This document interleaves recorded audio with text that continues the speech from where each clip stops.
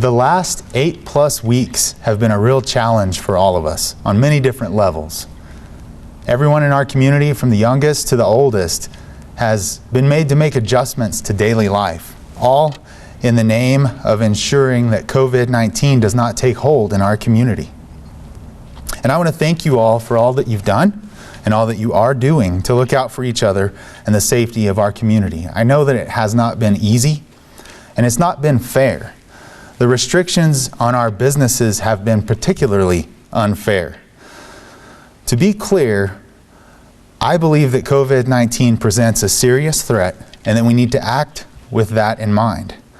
Balancing the need for safety of our at-risk citizens and the need to get our local economy moving again are my overarching priorities. And please be assured that your city leaders are doing all that they can to represent your needs at the state and national levels. You may be aware that the Clovis City Commission passed a resolution asking for a safe reopen of our economy back on April 21st. Since then, and after multiple communications with the governor's office, I was appointed to the Governor's Mayor's Council. I have represented your concerns and asked your questions in meetings over the past week with that council. I regret to inform you that my argument for a regional approach to a safe reopen has fallen on deaf ears, at least to this point. The state is committed to a statewide phased reopen. And that's the reason for my presentation today, is to update you about that work, but also to share with you what I know about the reopen plan. In looking at the plan and the first phase, which is the preparation phase, and we'll look at that slide together. The preparation phase involved, and it began on May 1st and involved the loosening of some restrictions. Non-essential retailers, beginning May 1st, were allowed to operate via curbside for pickup and delivery where their business license permitted. We saw state parks opened on a modified basis, golf courses, pet groomers and daycare and boarding businesses. Veterinarians were permitted to open. Gun stores were permitted to operate by appointment, and restrictions on certain medical procedures were lifted. So we're in the preparation phase now, and knowing a little bit more about what that looks like, let's talk about what the process is going to look like going forward as it's been described to me.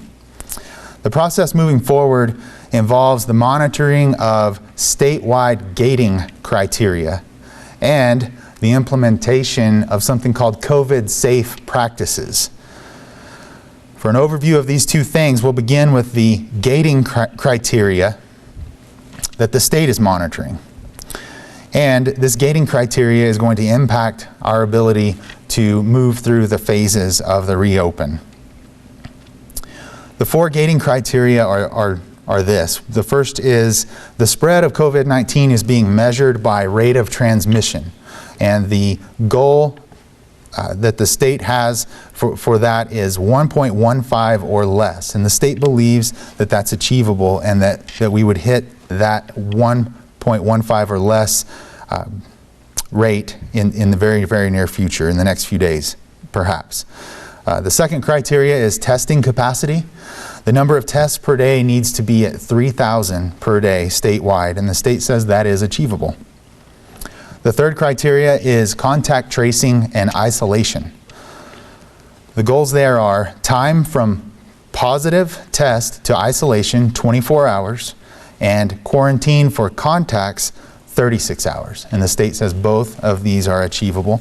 The fourth criteria and last criteria is healthcare system capacity. And for that, they're looking at general beds, ICU beds, and ventilators. And all of those are at sufficient levels now. The other piece for the healthcare system is a 28-day supply of PPE. And it's predicted that in the next 2 weeks, they'll have that 28-day supply. As I mentioned, Something called COVID safe practices, or CSPs, is going to play a role in the reopening process as well. And in fact, we may be talking about and hearing about CSPs for a very long time. CSPs have been established for individuals as well as for employers. We'll look at a slide first for the CSPs for individuals.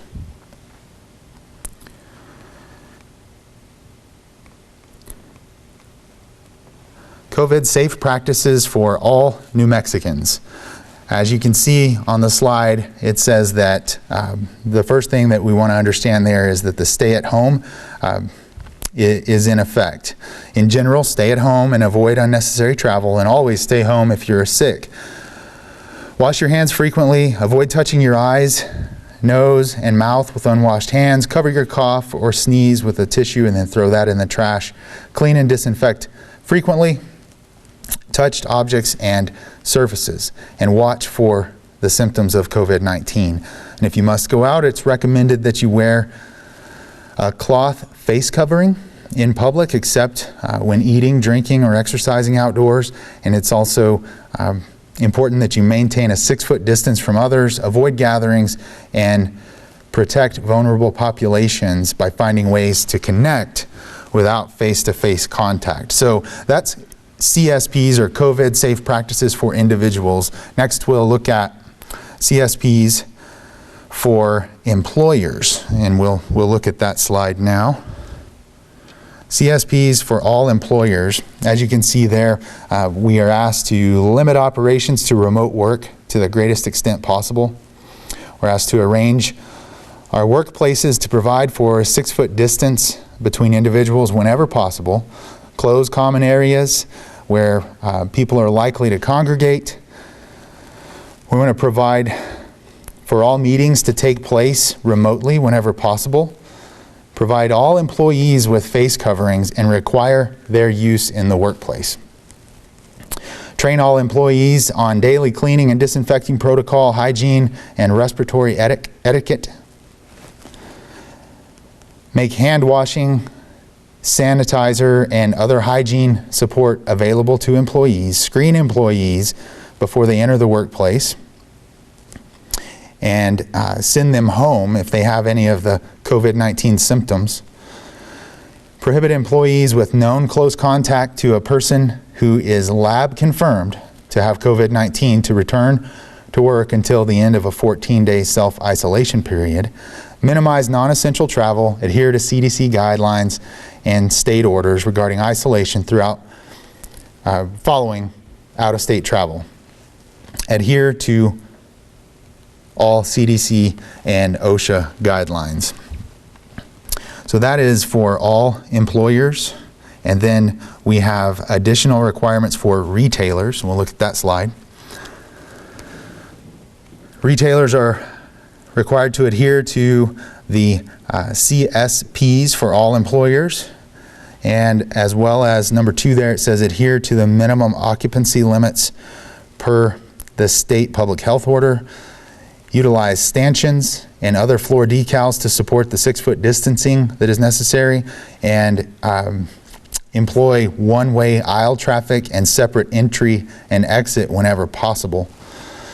Utilize signage to communicate occupancy limits and encourage customers to wear face coverings. Maintain a schedule of stringent daily cleaning and sanitizing. Every 1 to 2 hours or more frequently clean and disinfect high-touch items such as doors, fitting rooms, credit card terminals. Number 7, establish safety protocols to allow contactless curbside pickup and home delivery whenever possible. So that's the end of the requirements, but as you see there are 4 more items that are considered best practice. Install plexiglass sneeze guards. Number 2, arrange for contactless payment and receipt options to the greatest extent possible. Number 3, screen employees and customers with a no-contact thermometer, and individuals with a temperature reading of above 100.4 should be denied entry.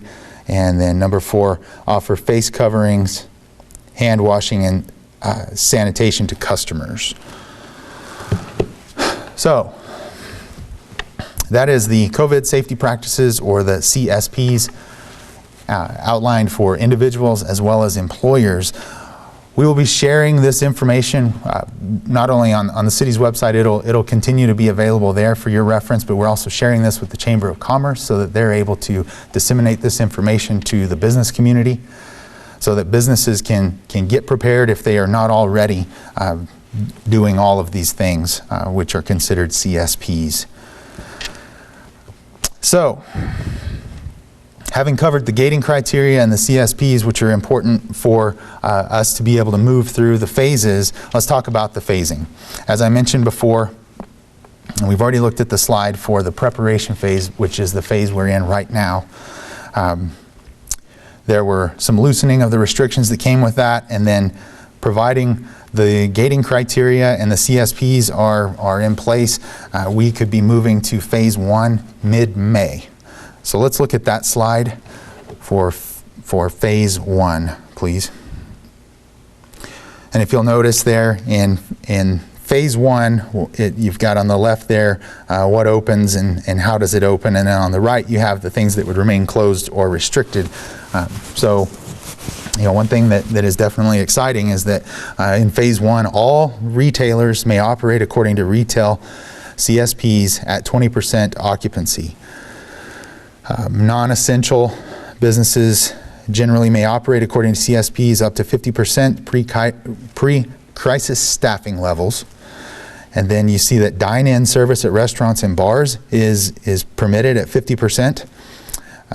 Then you see gyms, salons, hotels, houses of worship are all anticipated to be able to operate at capacities yet to be determined. And then you see the things that will definitely still be shut down includes theaters, casinos, long-term care and congregate facilities, and mass gatherings will still be restricted. The 14-day quarantine remains in place for out-of-state airport arrivals, and so on. So let's look at phase 2. If we could have that slide, please. In phase 2, theaters may operate according to CSPs and capacity restrictions, and bars may operate according to CSPs and capacity restrictions, and then casinos as well. If you look at what would still be closed in the plan during phase 2, you have stay home remains in place for vulnerable individuals, and visits to long-term care and congregate facilities. Mass gatherings are still going to be restricted, and the quarantine for out-of-state airport arrivals is still in place, and phase 2 could begin early June. And then lastly, let's look at phase 3. If we can look at that slide, you see what happens there is vulnerable individuals are still instructed to practice social distancing. By the way, phase 3 is slated for possibly early July. And the vulnerable individuals would practice social distancing, and the aim would be to reopen schools with modified schedules and procedures to protect students, faculty, and staff. And then, as you can see, mass gatherings larger than 100 people will still be prohibited